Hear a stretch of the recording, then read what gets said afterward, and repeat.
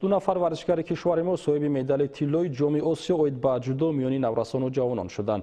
Ин чорабинӣ дар шаҳри чолпонотаи ҷумҳурии Қирғизистон баргузор шуд, ки дар он 127 варзишгар аз 7 кишвар иштирок доштанд.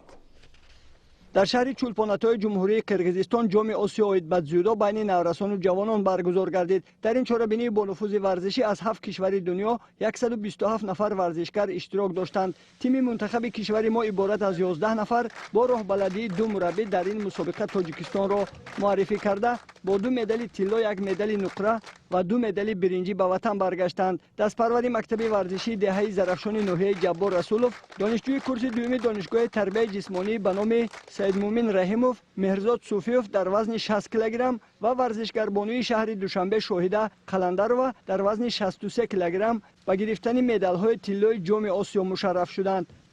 امروز در جام آسیا در شهر استکهلم سزاوار جای اول گشتم. با 4 حریف دیگر خود آزمایی نمودم. در فینال با حریف خود از ازبکستان آزمایی نموده آن را در وقت علاوگی گلدن اسکال با 1 وزر آن را مغلوب ساخته سزاوار مدال طلا گشتم و در آنجا سرود ملی و پرچم جمهوری تاجیکستان پرافشانده شد. حریفان من از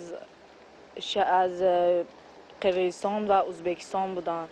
ما در وزن 63 کیلوگرم به فینال برآمدم. حریف من از ازبکستان بود. آن را مغلوب کردم، سزاوار جای اول گشتم. ما در آینده نقشه های زیاد داریم که به مسابقه های و سطح بلندتر اشتراک کرده و جای های نمایان را اشغال کنیم.